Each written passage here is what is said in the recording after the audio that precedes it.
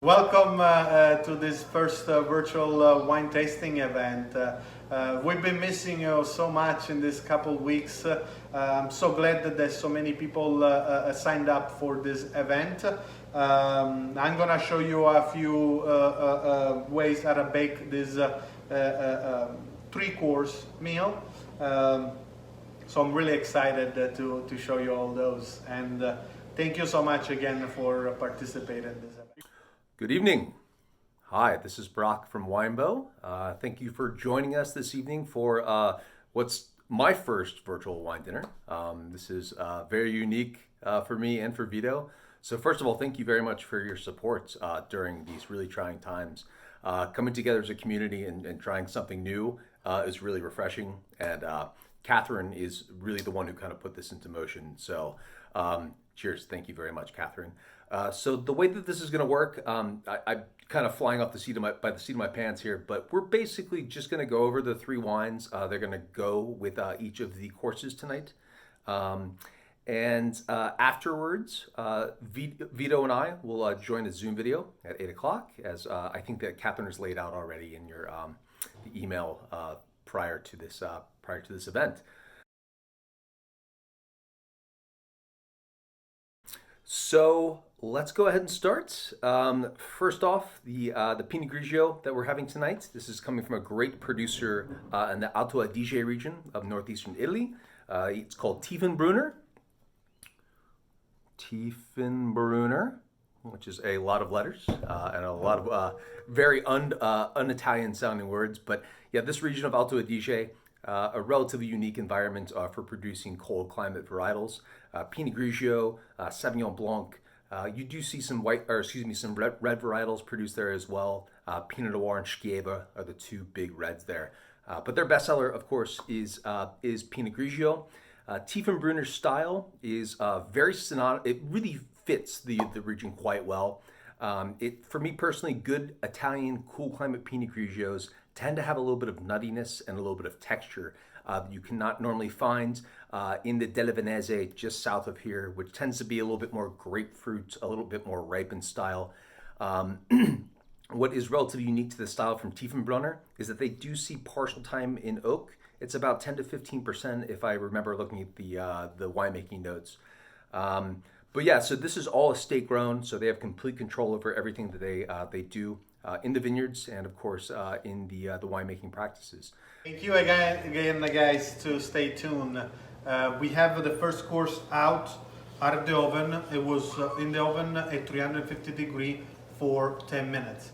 And again, the first course was the prosciutto, goat cheese, crostini. Also inside the container with the crostini, you guys are gonna have some arugula and some balsamic glaze. And definitely you need to put it in a plate. I will put first a little bit of arugula on top, the crostini. And I personally, in this situation, I like the prosciutto being cooked with the crostini. Some people, they like the prosciutto to be cold. They can add that one at the end when it comes out of the oven if they would like it. But I like always a little crunchy, the prosciutto. And then we're gonna put the arugula, really nice, as much as you want. And then, really nice, I'm gonna put a little drizzle of the balsamic glaze.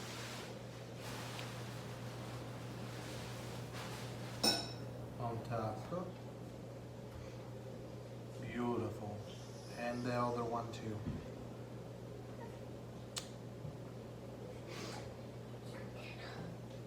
Here we go. What you're gonna have here is like the balsamic glaze is sweet with the prosciutto being a little bit saltier. It gives a really nice combination, and with the Pinot Grigio, it's gonna match perfectly.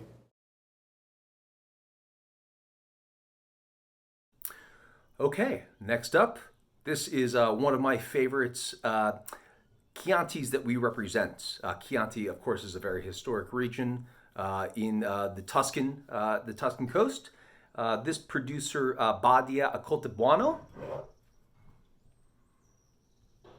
is a very, very historic producer. The family that currently owns Badia Accoltebuono purchased this estate, I believe, in the early 1900s. This is in an old 14th century abbey. It is one of the most beautiful buildings I've ever visited in Tuscany. And for those who haven't traveled to the region, it looks like a freaking postcard. It is the idealistic kind of Italian experience you'd expect when you're visiting a grape growing region. And so we are having the Chianti Classico this evening. Chianti is basically just one big hill. At the very base of the hill is the Chianti zone. And if you go up just a tad bit more, right to where that inflatable bear head is the Chianti Classico region. So you can only produce within Classico on this certain part of the hill. And it's a very, very big hill too, by the way. So yes, for it to be Classico, it does have to see 6 months in oak. And this producer, Badia Coltibuono, they try not to be too judicious with their oak. They prefer to have a little bit more of a feminine, a little bit more of a classic style. And for me personally, they really represent the old school style. It's not too woody, not too in your face. It really lets the fruit kind of express itself. They've been both producing and growing organic since they took over the property. The term organic, of course, was not tossed around in the early 1900s. But Badia Coltibuono, they really do typify what grape producers are doing as far as treating their lands organic and treating it as a unique experience, as a biosphere into itself, the vineyard. They don't produce a ton of wine. Their total winery production, I think, is around 50,000 cases. And they also have one of the most famous cooking schools in Tuscany. And I've had some killer meals there. I got to have 2 meals there a few years ago. And yeah, the food is just ace at this old abbey as well. Finally, we cooked the second course, which was the tortelloni with the bolognese and shaved parmesan and shaved mozzarella. I put in the oven for 20 minutes at 350 degrees, and it comes out really nice and warm, and it tastes really good. And cheers.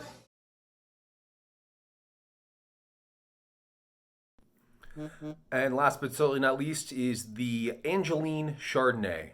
This wouldn't be our first virtual wine dinner without some issues. Forgive me, on the sheet it does say Pinot Noir. We had some issues with the delivery today, so my apologies. You are tasting the Angeline Chardonnay. Might I recommend having a couple sips of this wine prior to having your dessert? It might not be the best pairing.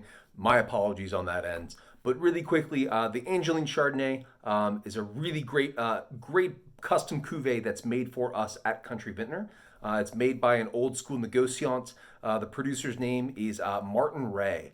Martin Ray was a winery that initially existed in the post-Prohibition era, and they sold to the current incarnation in the 90s. Their business model is negociant, so this is all purchased fruit. It does say California on the label, so this is coming from mostly the Central Coast, so a fair amount of Paso Robles Chardonnay on this. It does see a little bit of time in oak, so it does have a very classic, rich texture that you'd expect from California Chardonnay at this entry-level price point. Yeah, so again, my apologies here on having this pairing a little bit off, but hopefully we will get it right next time, guys. Thank you.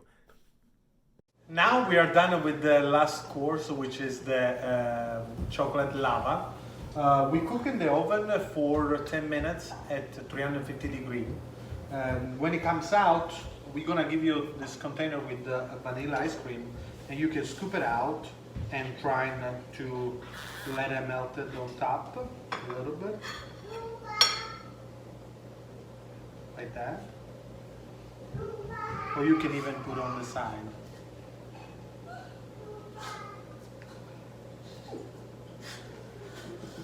My son is smiling in the background.